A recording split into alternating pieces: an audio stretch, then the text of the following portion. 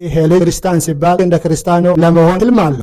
ነገር ግን ይህንን ህልም ለማሳካት ችሎታ አለው። ምክንያቱም ስልም ጎረቤታቸው ፍራንክ ልክ እንደ ክርስቲያን 2 ልጆች አለው። ልጆቹም ከክርስቲያኑ ጋር እንዲጫወት ይፈልጋል። ነገር ግን ሁለቱ ልጆችና ክርስቲያኑ ሊስማሙ አልቻሉም። በዚህ ምክንያት ለክርስቲያኑ መጥፎ አመለካከት ስላለው ያረጀ ጫማ ከሱቅ ይገዛለታል። ግን ፍራንክ ይህንን ያደረገው ለንቀት መሆኑን አውቆ ነበረ።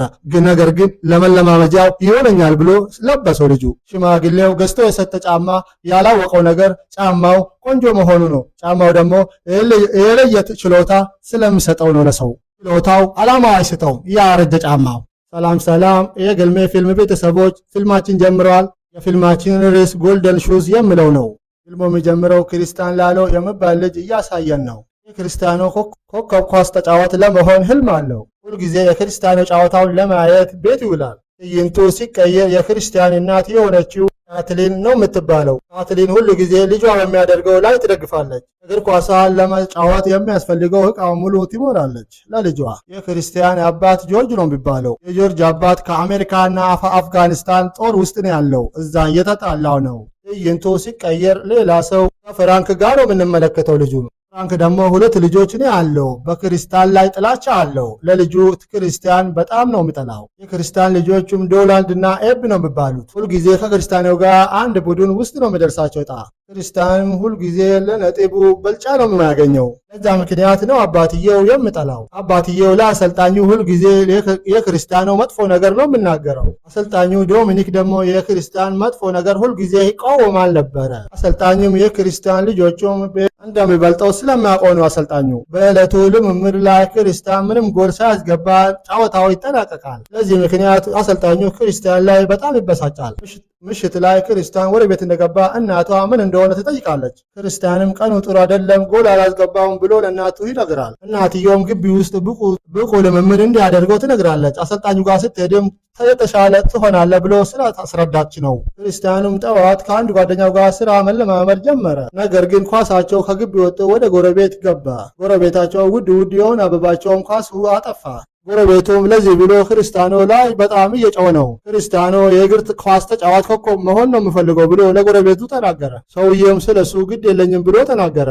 ዛሬ ለነ ክርስቲያን ቡድን የመጀመሪያውን ጨዋታ ይደረጋል። ፍራንክም ቦታ ላይ ተገኝቶ ወደ ዳኛ ተጠግቷል። ዳኛውን በመገፋፋት የራሱን ልጆቹ ወደ ጨዋታ አስገብቷል። ዳኛውን በመገፋፋት ክርስቲያኑን አስወጥቶ የራሱን ልጆች አስገብቷል። የመጀመሪያው አጋማሽ ላይ በሰፊ ነጥብ ተበልጠዋል ልጆቹ።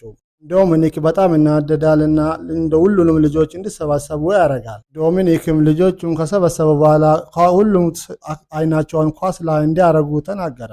ልጆቹም በጣም ጠንካራ እንደሆኑና ብቃታቸውን እንደምታሳዩ ብሎ ለልጆቹ ተናገረ። ሁሉም ልጆቹ በመጨረሻ ላይ ጎል ለማግባት ይነሳሳሉ። ጨዋታም ተጀመረ። ሁለተኛ ዙር ላይ ደግሞ የፍራንክ ልጅ አንደኛው በጣም ይደክማል። ክርስቲያኖ ቀይራለሁ ብሎ አሰልጣኙ ተናገረ። ነገር ግን ፍራንክ ክርስቲያኖ ወደ ሜዳ እንዲገባ አልፈለገም። ዶሚኒክ ግን እሱን አልሰማም ብሎ ልጁን አስገብተዋል ክርስቲያኖም ወደ ሜዳ ከገባ በኋላ ጥሩ ጨዋታ መጫወት ጀመረ። አንድ ጎል አስገብቶ ቡድናቸውን ከሌላ ቡድን ጋር አቻ ለአቻ አርግተዋል። በዚህ ምክንያት አሰልጣኙ ለልጁ ይኮራል። በሚቀጥለው ብዙ ጎል አስገብቶ ኮከብ እንደሚሆን ይነግራል። ሌላ ደግሞ እነ ጆርጅ የክርስቲያን አባት በጠላት ወታደር ተከቧል። አሁን ላይ ወዴትም ማምለጥ አይችሉም። እዚህ ደግሞ አለቃቸው ተገርቷል። በጣም ተጨናንቆ ነበረ። አለቃቸው በምንም ተአምር ማምለጥ ስለማንችል እጃችን ሰጠን ምርኮኛ እንሆን ብሎ ተናገረ። ነገር ግን አለቃቸው እሱን ትቶ እንዲሄዱ ነፍሳቸውን እንዲያድኑ ተናገረ። ነገር ግን አባላታቸው አለቃን ትተው መሄድ አልፈለጉም። ጆርጅም የልጁን ፎቶና የሚስቱን በማየት መሐላውን ፈጽመዋል። እስከ መጨረሻ ድረስ ከእናንተ ጋር ነኝ ብሎ ትዕይንታችን ሲቀየር የክርስቲያን እናት ልጁን ወደ ትምህርት ቤት ከወሰደች በኋላ ወዲያው አንድ ስልክ ተደወለለት። ጆርጅም በጦር ሜዳ ውስጥ መጥፋቱን ተናገረ። የጆርጅ መጥፋትን በጣም አስደነገጣትና ራሷን መቆጣጠር ስላልቻለች በመኪና አደጋ ራሷን ጎዳች። ክርስቲያንም ከትምህርት ቤት የሚወስደው ሰው አጥቶ ቁጭ ብሎ ነበረ።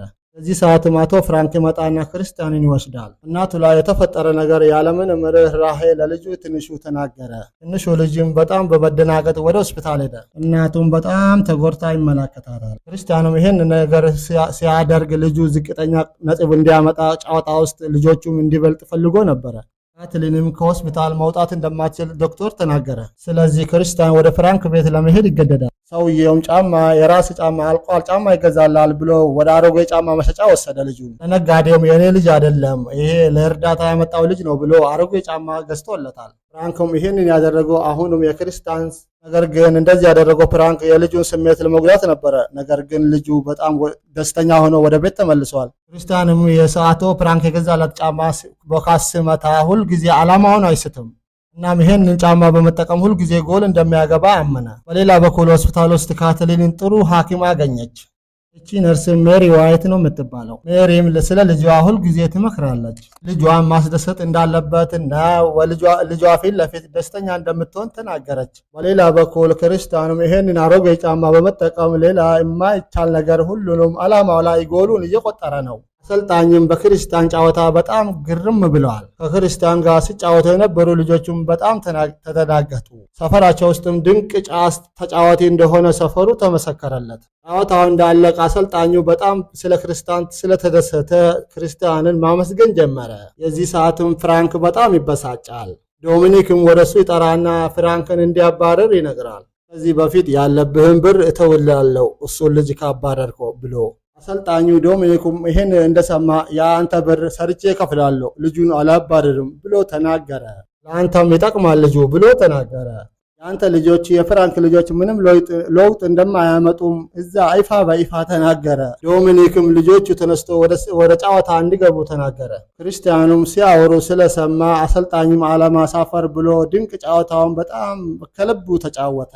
ልክ እንደሚፈልገው እንደ ክርስቲያኑ አይነትም ድንቅ ልጅ ኳሱን አገባ ጎሉን። በዚህም ዶሚኒኩም አንስቶ በአካባቢ ላይ ያሉ ሰዎችም ሁሉንም ድንግጥ ብሎ ልጁን ከየት የመጣ ልጅ ነው ብሎ እያወሩት ነው። ከጨዋታ በኋላ ክርስቲያን ከጁሊያን ጓደኛው ጋር ብቻውን ሄዶ ያወራል። ጁሊያንም እናቱ ከቅርብ ቀን እንደምትድን ብሎ ተናገረ ለጓደኛው። እዚህ ከአሮጌ ቤት እንደምትወጣ አብሽር ብሎ ተናገረው። ምሽት ላይ ቤት ከገቡ በኋላ ፍራንክ ደግሞ እንዴት ይሄን ልጅ ከጨዋታው ላባረረው ብሎ ማሰብ ጀመረ። ክርስቲያንም እናቴ ላይ ሊደውል ሲል ሰውየው እንዳትደውል መደውል አትችልም ብሎ ተናገረ። በማግስቱም ክርስቲያን ጨዋታ ስለነበረ ወደ ሜዳ ይሄዳል። የፍራንክም ሁለቱም ልጆች ጨዋታ ላይ ተሳትፎ ነበረ። ክርስቲያንም ድንቅ ኳስ ሲያስገባ የሰውየው የፍራንክ ልጆችም ምንም ጎል አላስገቡም ነበረ። በዚህም ፍራንክ እጅግ ተበሳጭቶ ነበረ። ይበልጥ ደግሞ ክርስቲያን እዛ ሰፈር ያሉት ጋዜጠኛ እንዳለ ስለሱ ብቻ ነው የሚያወሩት።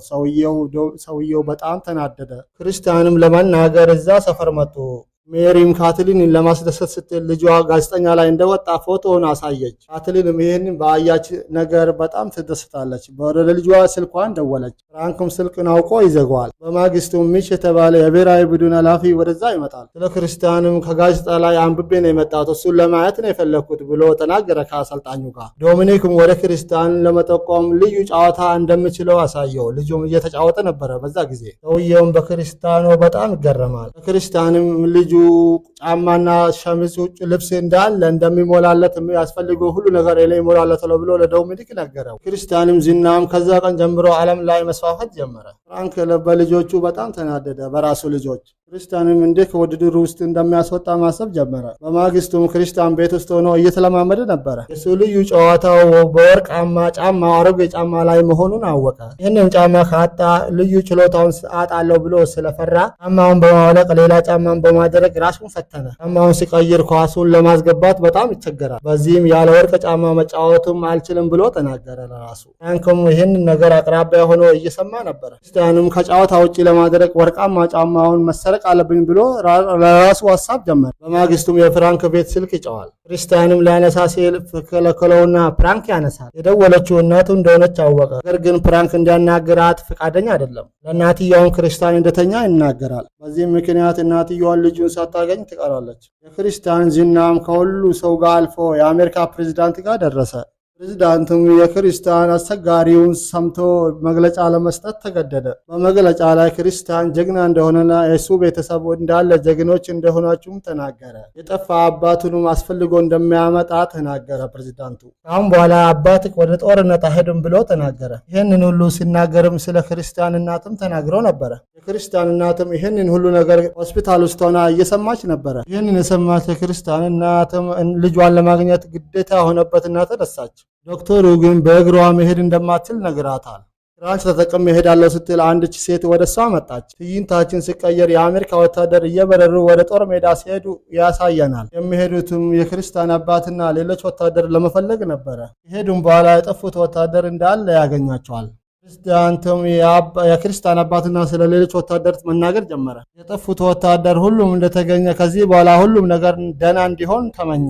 የክርስቲያን ፍላጎቱም ከዚህ በኋላ ሁሉም ይሟላል ብሎ ተናገረ። ፕሬዝዳንቱ እንደ ክርስቲያን ድንቅ ልጅ እንደዚህ አይነት ልጅ ለዓለማችን በቁ የሆነ ተጫዋች ለመሆን እናደርጋለን ብሎ ሀሳቡን ዘረዘረው። ይህንን መግለጫ እናትየው ሆስፒታል ውስጥ ሆና እየተመለከተች ነው። ክርስቲያን የሚያደርገው የዋንጫ ጨዋታ ላይ ፕሬዝዳንቱ እንደሚገኝ እዛ ላይ ቃል ገብቶ ነበረ። ክርስቲያንም የጨዋታው ዋንጫው ዛሬ ስለሆነ እየተዘጋጀ ነበረ። ነገር ግን በሩ ተቆልፎበት ነበረ እሱ ውስጥ እያለው። ምን አይነት ምቀኛ ሰው ነው ያጋጠመው ልጁ። ፍራንክም ወደ ጨዋታ እንዳይሄድ እዚህ ውስጥ እንደዘጋበት ያውቃል ክርስቲያን። ፍራንክም የሁለቱን ልጆች ይዞ የክርስቲያን ቦታ እንዲገቡ ፈልጎ ነበረ። ወርቃማውም ጫማውን ፍራንክ ሰርቆታል። ነገር ግን ክርስቲያን ከዚህ ውስጥ መውጣት ስላለበት በባሮ በኩል በመስኮት ጎረቤቱን ጠራ። ሰውየው ለምንድን ነው ይህንን የምታደርገው ብሎ ሲጠይቅ አንተ የኔ መልአክ ነው ብሎ አሳየው ወረቀት ላይ ጽፎ። ሰውየው መስታት ሰበረው። ከሰበረ በኋላ ክርስቲያን ከዚያ ውስጥ ወጣ። ክርስቲያንም ስለ እናቱና አባቱ ሁኔታውና ሰውየው እንዴት እንደሚያደርገው ሁሉንም ለሱ ተናገረ። ሰውየው የኳስ ጨዋታ ስለረፈደብኝ በመኪና አደርሰን ብሎ ክርስቲያን ለመነው።